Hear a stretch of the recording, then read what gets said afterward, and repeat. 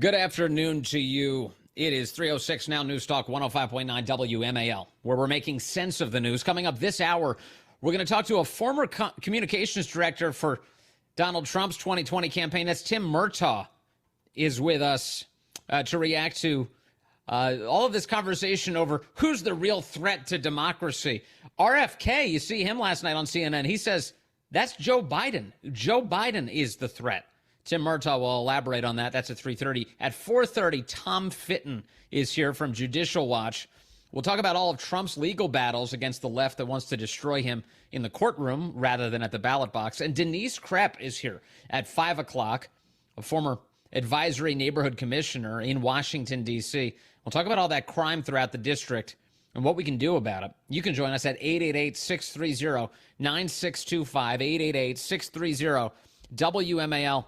The Bloodbath saga has returned. This time, Donald Trump has decided to take ownership of this. President Trump campaigning today in Michigan, Grand Rapids, Michigan, where he's highlighting Biden's border bloodbath. In fact, the front of his lectern today says, "Stop Biden's border bloodbath." And he's emphasizing this, and the left is instantly falling for it, which is the best. Don't you love this? When the most obvious trap in the world is laid out, and now the left is diving immediately into it. The White House today, apoplectic that Donald Trump would use the phrase bloodbath to describe anything. They suggest that that makes him the bad guy. Of course, what Trump is doing is describing something that is awful that is happening to our country, and he's running to stop it. Here's Trump just moments ago. I was watching this live. I've queued it up right to when he's talking about Biden's border bloodbath. Take a listen. But I stand before you today to declare the Joe Biden's border bloodbath, and that's what it is. It's a bloodbath. They tried to use that term incorrectly on me 2 weeks ago. You know, it's all about misinformation. That's all they do is cheat on elections and disinformation, misinformation, fairly closely related, those two words.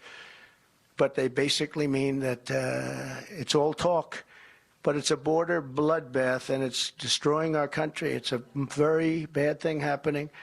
It's just as a purely political matter, such a smart point. It's such a smart thing to focus on. This is the number one issue across the country, and this is the last thing Joe Biden wants to talk about. These Democrats know this is so damaging to Biden's reelection chances that they've even tried to pull off the gaslighting of suggesting that the border crisis is Donald Trump's fault. It's Trump's fault, that he did this. He's the reason the border's out of control. That's, of course, insane. It's completely preposterous. Here's more from Trump. And on the day that I take office, which will be January 20th, it'll end. And thank you. I want to thank members of Congress. A lot of great congressmen are here, warriors, really. They've fought with me for a long time. John James, John Molinar, and Jack Bergman. They're great friends of mine, and they love your state.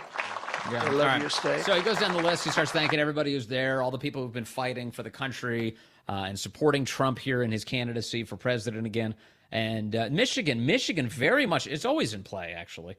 And this year, boy, it really looks like it has a great shot of going in Donald Trump's win column coming up in the election. So there he is campaigning today, talking about Biden's border bloodbath. Over at the White House, they are very grumpy about this. They're super angry about the bloodbath commentary.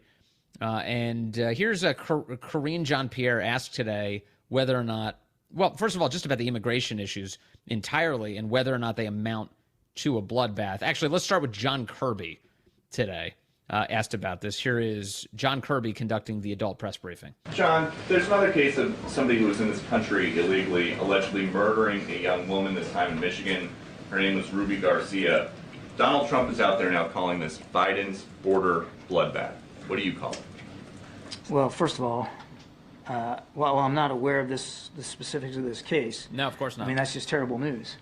And our thoughts and prayers obviously go to the family. Thoughts and prayers. Garcia. I mean, that's kind of news. That's old school. You know, the left nowadays, they don't even say prayers anymore. Our thoughts are with them. They've stopped. They've cut out prayer from a lot of their statements when they express sympathy. John Kirby using the old style. No family ever wants to get ever. And we would certainly defer to local law enforcement and investigative bodies to do the spade work that needs to be done to figure out exactly what happened to Ruby. Well, we can start with a basic understanding. She was killed by somebody who shouldn't have been in the country at all, and Joe Biden did that. So, I don't know how much more of an investigation you need into that subject. But John Kirby, who says he literally just found out about this when he was asked by Peter Doocy, is now saying, well, we should let local law enforcement conduct this investigation. No, that man should not have been in the country. And to hold the perpetrators accountable for that. So why don't we let the judicial process play out here before we start making grandiose bumper sticker comments about what this says about the border? All right, grandiose bumper sticker comments. I guess that he's referring to Donald Trump and the Bloodbath commentary. Not quite sure what he's trying to get to. Karinge was asked about this today. Here's how she answered. Is the view of this administration that the inflow of immigrants... Dishonest question. Immediately dishonest. That's a flag. That guy should not even be in the room. The influx of immigrants that's a scam. That's not what we're talking about. The influx of illegal aliens, the invasion of illegal aliens, the influx of immigrants. Here we go. Listen to the rest of this. Is the view of this administration that the inflow of immigrants do more to strengthen the United States or hurt the United States? Does it do more? So, Josh, what a stupid question. And an insult to every legal immigrant to the United States of America. What a load of crap. He's like, oh, all right, here's the question. Do immigrants help America or hurt America? You answer the question now. What kind of question is that? That's not speaking truth to power. That's sucking up to her. Can you please advance your campaign talking point in the form of an answer to this ridiculous question? Appreciate the question, and I think it's an important... Of course she does. Of course she appreciates the question. She probably wrote it or had somebody who can write it. A question, as we're hearing, clearly awful rhetoric from the other side. But what we know, what this president... Condemning the violence against Americans. That's awful. How dare you? How dare you condemn the violence against Americans, the deaths of Americans, the fentanyl deaths of Americans? Who do you think you are, judging illegal foreign nationals for killing us? Leaves, and you've heard this president say this before, is that we know immigrants strengthen our country. Oh, my gosh. And our economy as well. It goes hand in hand here. All right, so that's a scam of a question, a scam of an answer there from Karinge Jean-Pierre. They're an important part of the fabric to our country. Now, remember, the real question is, what do you think of all these illegals coming in? They're an important part of the fabric of our country. I mean, that is clearly how the Biden administration views it. It's misery for the rest of us, but for them, I guess it's just great. You see all this reporting of all the secret flights. The Washington Examiner with this reporting today. These secret flights are flying like 90% of them to places like Florida and Texas. And without your knowledge, just literally hiding the details and the particulars from you. You try and get a camera out in these airports or point them at these guys in these holding centers. They stop you. The feds get in the way. Get out of here, these non-government organizations who are all taking money from you. You're not entitled to know what they're up to. Total scam. Total scam. Karinge was asked today about Trump using the term bloodbath. Here is how she answered. Going back to the bloodbath question, the former president used that terminology a week or two ago, but he's talking about it again today. What's the White... Okay, these questions are awful, just awful. What is the context for Trump having used the phrase bloodbath in the beginning? It was the devastation to the auto industry. And if you can't admit that in the form of this question, you're a con artist. All you're doing is serving power, not scrutinizing it. Disgraceful. Okay, so he used the phrase bloodbath a couple weeks ago, and now this. Terminology a week or two ago, but he's talking about it again today. What's the White House reaction to the use of that term bloodbath? And they're throwing these slow-pitch softballs at the White House. He keeps using the term bloodbath. How do you feel about this? How does it make you feel? To be really mindful here because it is president. Obviously the former president is also a candidate here, so want to follow the law with the Hatch Act.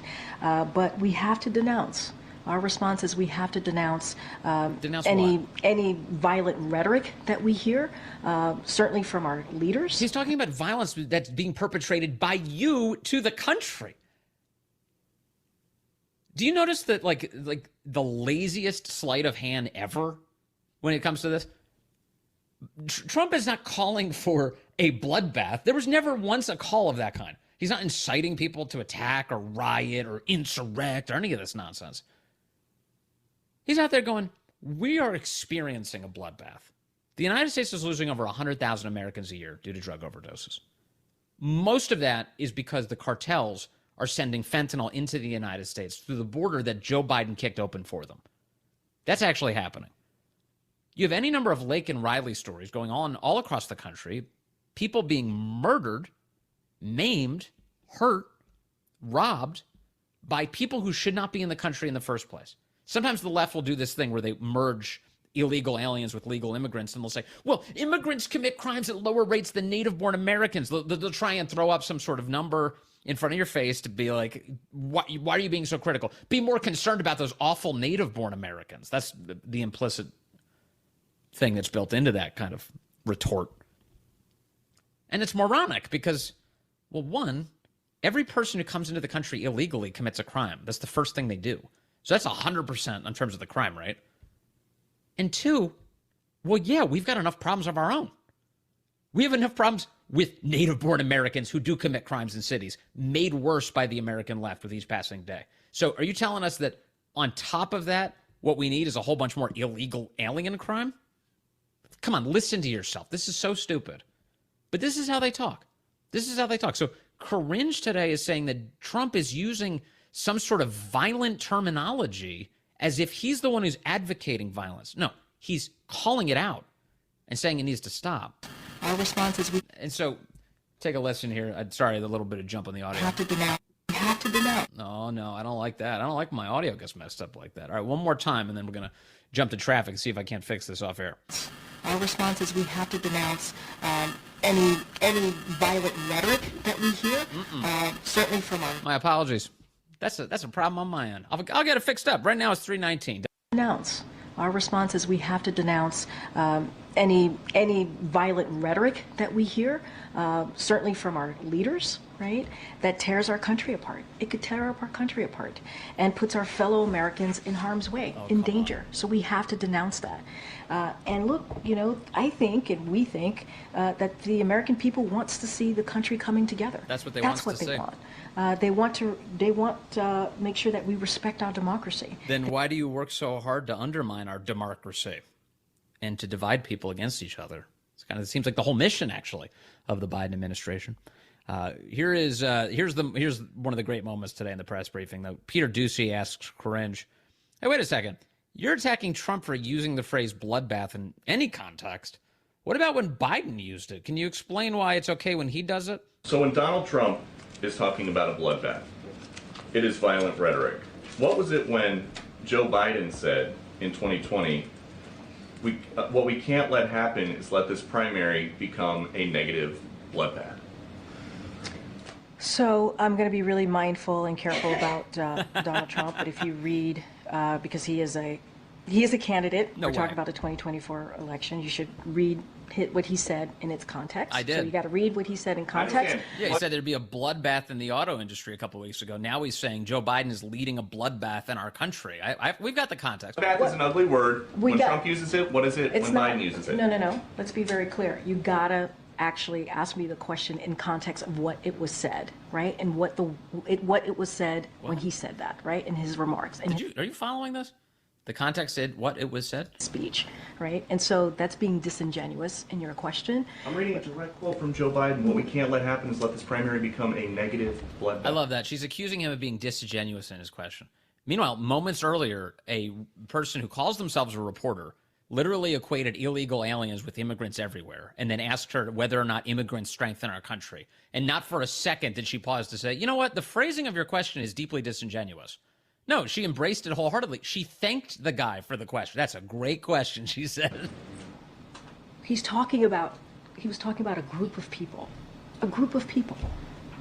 That's what he's talking about. What? What the president was talking about during the primary was not to allow it to be the words and the primary and that election to become negative. Two different things.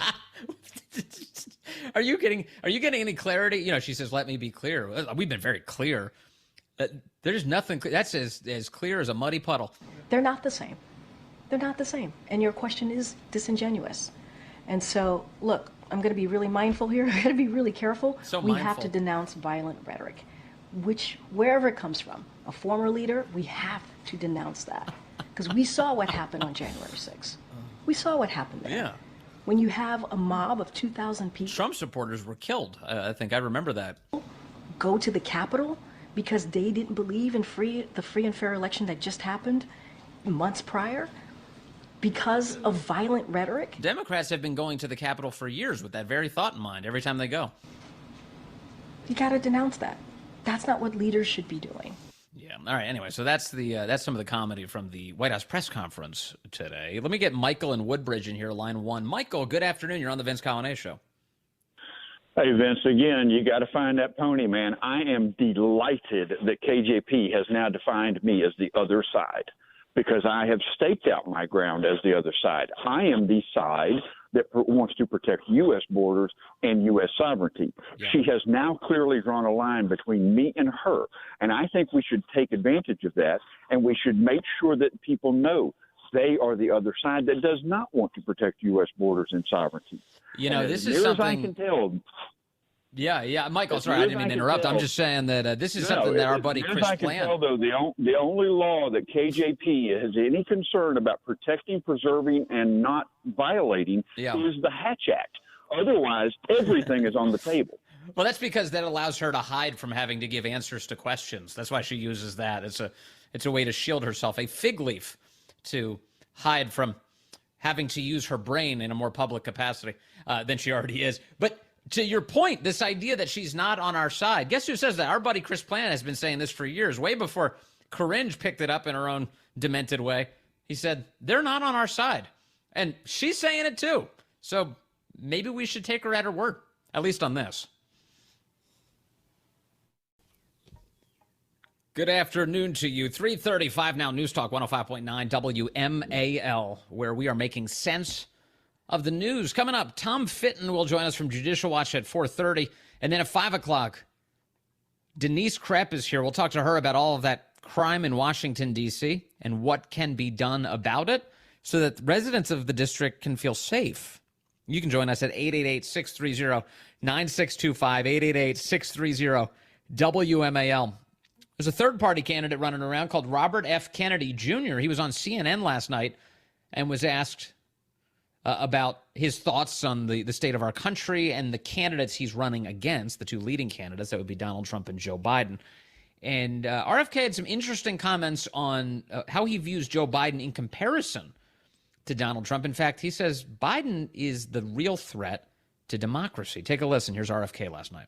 But do you really believe that when people talk about the threat to democracy that Trump poses, do you really think that is an equal evil to Biden? I mean, listen, I can make the argument that President Biden is a much worse threat to democracy. And the reason for that is President Biden is the first candidate in history, the first president in history that has used the federal agencies to censor political speech, so to censor his opponent. I can say that because I just won a case in the Federal Court of Appeals and now before the Supreme Court.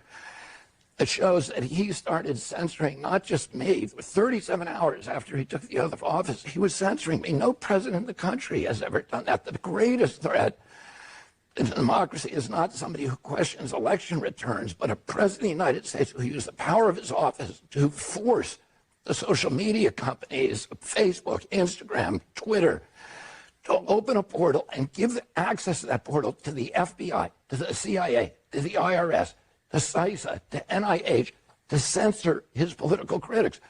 President Biden, for the first president in history, to use his power over the Secret Service to deny Secret Service protection to one of his political opponents for political reasons. He's weaponizing the federal agencies. Those are really critical threats to democracy. Donald Trump, of course.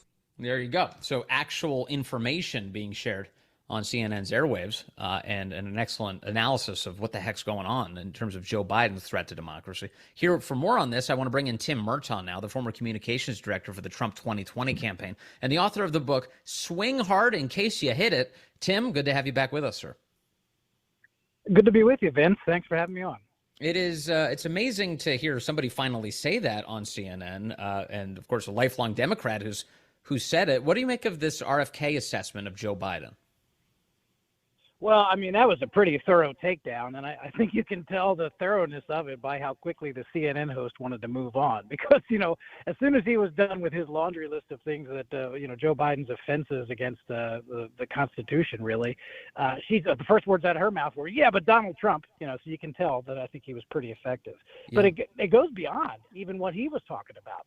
I mean, he's censoring regular Americans, badgering the social media companies to do that, controlling what people were allowed to say and still are allowed to say about COVID, trying to put his principal political opponent in jail and also keep him off the ballot in a variety of states. People from his party are setting up a special team inside the DNC to attack third-party candidates like RFK and deny voters a chance to vote for them. I mean, the assaults on democracy coming out of the Biden White House. And let's just forget about that. Is not even to mention the stuff that he's trying to do as president that's unconstitutional and also chips away at the way that our democracy is formed and created and holds together. So, yeah, I don't think it's very hard to make an argument that Joe Biden is actually a legitimate threat to the stability of this country.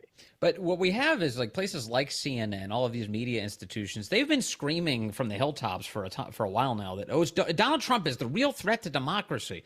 And they frame Joe Biden as if he's on the side of the angels, that he's the one who's defending our democratic norms and institutions. Is it possible to break through the blockade here when it comes to the lies that we're being told by these institutions? I don't know, and particularly when it comes to the media, because, they've been caught red-handed distributing propaganda and telling outright lies, and they just continue on. Does anyone, I know we all talk about the Russia hoax and how it dragged the country for 2 entire years through all that nonsense. But do people remember when folks used to talk about the 2016 election being hacked, that the Russians hacked the election? No one ever seriously made the claim that Russians actually hacked into voting machines and changed vote totals. Yet Democrats and the media use the phrase Russia hack over and over and over again, and it was purposely misleading. Yes. And now we're supposed to take lectures from them on what the truth is? Yeah, no, you're totally right about that. I forgot about that, actually. Yeah, it was such a scam. In fact, going into the 2020 election itself, you had a prime seat for this. Democrats were claiming that Donald Trump was rigging the United States Postal Service to guarantee an election win. Right. You remember this? They were like, They were taking pictures of mailboxes all across the country and suggesting Trump was going to steal the election using the Postmaster General and the Postal Service. Yeah, I forgot about that one. You're right. They got their conspiracies out in advance in many cases. Yes. Yes, that's totally right. So Joe Biden, if Joe Biden is to be reelected, if that's the result of this election, where does that place our country? What direction are we headed? Given that both RFK and you have accurately assessed that Biden really is a threat to our democratic system.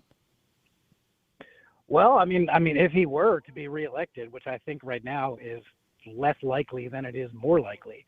I think it would be incredibly damaging moving forward, because right now the only possible thing that can constrain Joe Biden is the idea that he still has to face the voters. Yeah. When he doesn't, and he's already shown, we know it, there's factual, the Twitter files proved all the things that RFK Jr. was saying. Joe Biden has used a variety of federal agencies to attack regular Americans, to attack his political opponents, and even to attempt to keep people from being able to vote for them, and even trying to put them in jail. That's what Joe Biden has done.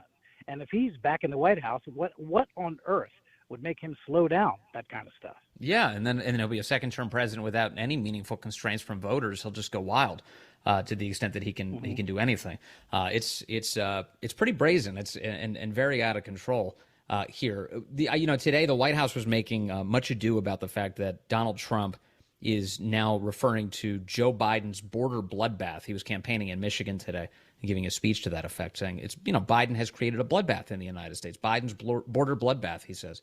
And there's a lot of evidence to support that. There's a lot of death on the border itself, certainly in the United States. Over 100,000 Americans a year dying due to drug overdoses, courtesy of the cartels and the open border. But the White House is claiming that it's Trump who's trying to be violent and stir up violence by using phrases like bloodbath. Are you glad to see Donald Trump leaning into this fight? And what do you make of the White House response? Oh, absolutely. I mean, what else would you expect Donald Trump to do, really? Of course he's going to lean into that and use the word that they say that he's not allowed to use, because their criticism of it in the first place was ludicrous on its face. I mean, anybody who is not a rabid partisan Democrat, Joe Biden supporter, any rational person can look at what Donald Trump said when he first used the word bloodbath at that rally a couple of weeks ago.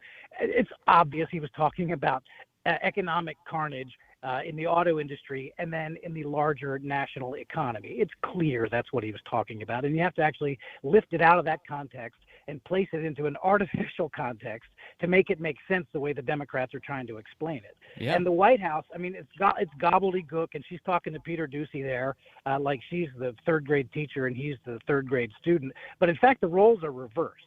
She knows she has a bad hand there, and she has to go up and try to give some kind of answer to spin her way out of an unspinnable situation. And she's so bad at it.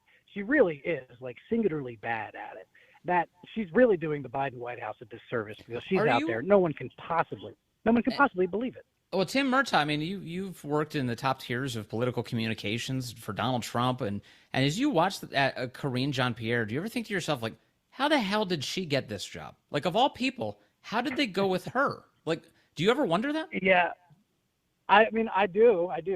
That's a really, really hard job. And I know a number of people who have had that job and who have done it well, some better than others, but all of them come at it in their own ways. And I know Democrats who have had jobs like that, not White House press secretaries. But that's a really tough job. And you really have to pick the best people that you've got who are sharp and quick on their feet and able to think quickly and turn things around. And if you're going to be, doing battle with reporters, Peter Doocy is very good at this. People love it. People love on Twitter to watch the clips from him every day. You've got to be able to be faster, or at least as fast as the other people. And she's just not. Yeah, it's amazing. Tell me about your book, Swing Hard in Case You in case you hit it. Swing Hard in Case You Hit It. This is a memoir.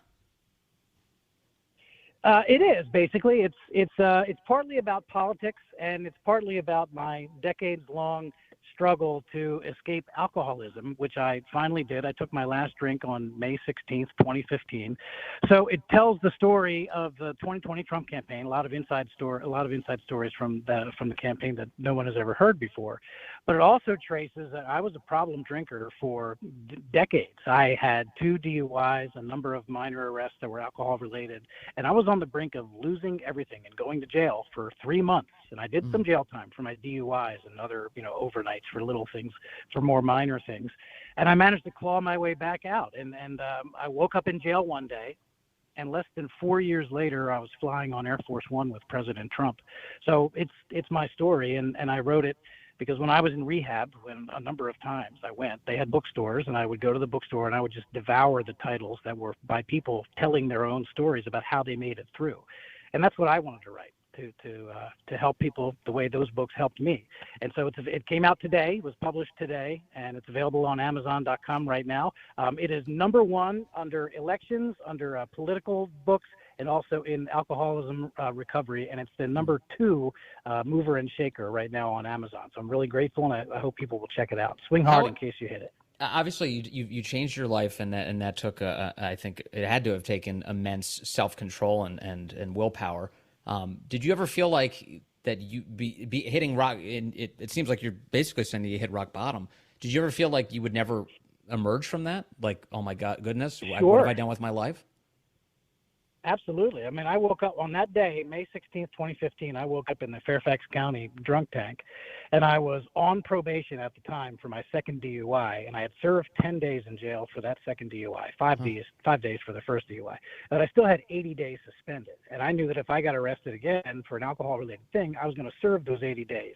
I was going to lose my job, forget about a job, my career was gone. My wife would probably have left me. My family was about fed up with me, and I had to turn it around. And I just knew that was going to be the end of it. I went to rehab 5 times, and that helped. But it was facing 3 months in jail that really did it. And I was able to turn it around, convince the court that I was serious about things, and they held off prosecuting me for the minor offense of public intoxication or whatever the charge was. And I did not, in fact, go to jail. And my life was not completely and utterly ruined, and I managed to pull out of the nosedive. And 4 years later, I was working for President Trump, and he knew all about my background, and he believed in my redemption story, and I very, very much appreciate him giving me a chance for a good comeback. Wow. And there's also built into that, by the way, a criminal justice system element to this, too, which is that the threat of jail actually did have a meaningful impact on you. Like knowing that it's possible to go to jail for some time, you were like, you know what, actually, I'm going to change my behavior here. Yeah, it worked on me, that's for sure. The criminal justice system worked as intended in my case. That is true. It turns out. All right, well, the book is Swing Hard in Case You Hit It, now out from Tim Murtaugh and already climbing all of the various bestseller lists on Amazon. Tim, thank you very much. Congratulations on the release of the book, and I'm always so grateful to chat with you. Thank you, sir. I've got more audio coming up. RFK talking about the threat to democracy that Joe Biden poses, and a good rundown of all of the ways Joe Biden has actually threatened our constitutional republic and continues to be a threat. We'll get into that. But first, a little more audio from Donald Trump's speech today in Michigan, Grand Rapids, Michigan. We're right on the front of his lectern. It says, "Stop Biden's border bloodbath." Here's what he had to say. On day one, I will seal Oh, no. Of course, the second the border and we'll begin. You know, it's things like this that really drive me crazy. This is like there's almost no other way out of this. I want to play audio for you, but I'm having trouble here. Donald Trump was saying today that on day one, I'm going to seal the border and we'll begin the largest domestic deportation operation. Here he is. Now he's correctly saying. I will seal the border and we'll begin the largest domestic deportation operation in the history of our country. And if other countries say they won't take them back, we're not going to take them back. I will say that, here they come. You're just going to hold on to your britches, because here they come. They're coming back. That's not the Biden administration's policy, just to be super clear. Like, well, we can't send them anywhere. Mexico says they won't take them. And Trump's saying, hold on to your britches, because they're coming. Who says britches? That's almost a Biden-esque term. Hold on to your britches. They're coming back. Trump was able to achieve this with Mexico, by the way. The whole idea of remaining in Mexico, the whole effort to send people back to Mexico and to shut down all of the crossings on Mexico's southern border was all spurred on by Trump's pressure on Mexico. He said, fine, you want to keep letting foreign nationals pour into our country? I'm going to declare a trade war on Mexico. We're going to tariff everything that you're going to try and send to the United States. How about that? And they said, oh, no, hold on a second. We'll get control of our southern border. And that's what they did. He was able to triangulate trade in order to bring down illegal crossings. It worked. If you actually want to do it, that's how you do it. Justin's calling in from Wilmington, North Carolina. Now, line 2. Justin, good afternoon. You are on the Vince Coglianese Show. Hello, sir. Hi, Vince. I love your show. I love your guests. Like that guy yesterday, Gonzalez was his name at the book. Mike Gonzalez. He was spot on. Thank you. Yeah, that was great. But I was calling about what Karinge said when she was asked, well, is illegal immigration, all these immigrants, good for the economy? Or she said it was good for the economy. But she's a liar and a deceiver, and you need to translate what she said into the truth, which is it's good for the wealthy, the 1%, but the working class Americans and the taxpayers will be taking an economic bloodbath. Meanwhile, your people are probably dying in a pool of fentanyl somewhere, but the rich are going to be rich, and we're going to destroy you economically. This is why we can't get E-Verify passed, Justin, what you're talking about. There's the idea that we just check to see whether or not you're allowed to work in the United States. The big corporate interests constantly stop it. Members of both parties constantly stop it. It's disgraceful. American citizens are the ones that we should be looking out for. And people who pour into our country illegally are breaking our laws from the moment they arrive. You're totally right about that. And it's typically the wealthy and the well-connected and the powerful, people like Karinge Jean-Pierre, who are looking to exploit an underclass and to use them for their own ends rather than take care of the people who live here in the United States. That is true. Coming up, more on the threats to democracy, our constitutional republic that Joe Biden poses. We'll get your calls on that subject. Also, coming up on the show, we're going to be joined by Tom Fitton, president of Judicial Watch. We've got some things to jump into there. Speaking of threats to democracy, the left trying to imprison their signature political opponent, Donald Trump.